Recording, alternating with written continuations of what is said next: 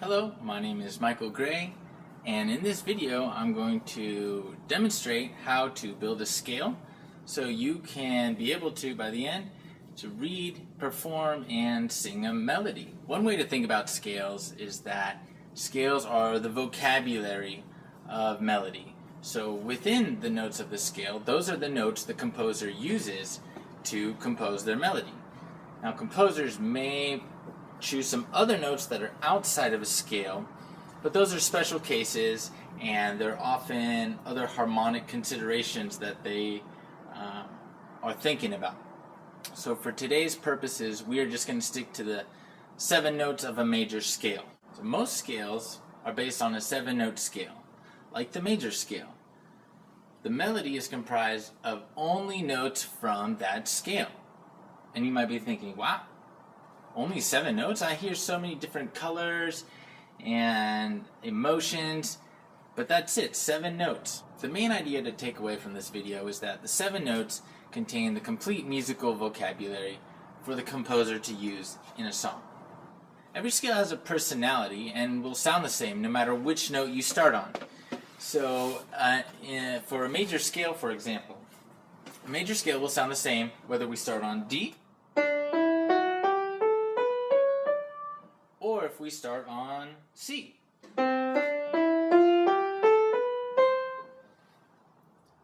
We can also start an octave higher or lower. A major scale has the same personality and it's going to sound the same no matter which note you start on or in which octave. Major scales to some people sound bright, conclusive, regal even.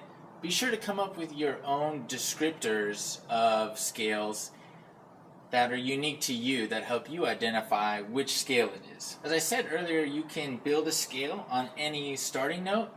And for example, we'll start on the starting note A. The relationship between the notes stays the same, and that's what creates the personality of all the scales. So starting on A, the steps are whole step, half step, whole step, whole step, whole step, half step. That's 2 whole steps followed by a half step, then 3 whole steps followed by a half step. A, followed by B, followed by C sharp, followed by D, E, F sharp, G sharp, A.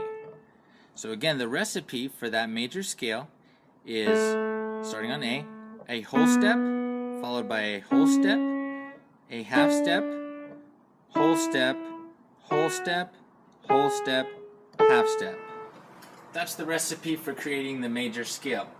Now often when practicing major scales, we play the top octave and come straight back down. So again, starting on A, the top A,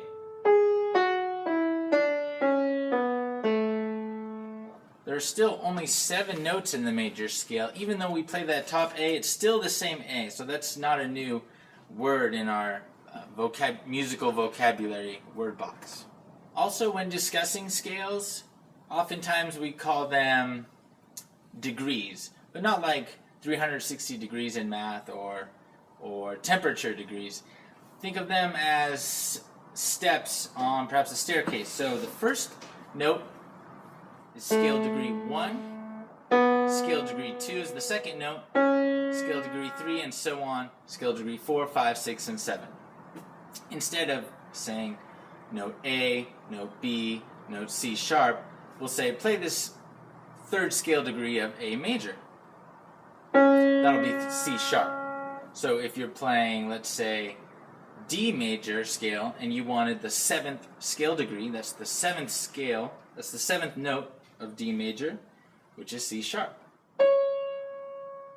This is a common way for musicians to communicate when they're playing scales. You can use all these notes of the scale to build your melody. Now the rhythm and the harmony will also play an important role when composing. But these 7 notes contain all of the musical choices for you for now. Now that you know how to build a major scale, challenge yourself to make a major scale on every note of the keyboard. That's all the white notes and all the black notes. There's 12 notes in all, from C, C sharp, all the way up to B. So try to build a major scale on each one of those notes. And remember the recipe.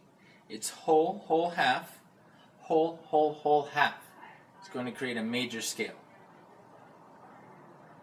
Thank you very much for watching this video, and have a great day.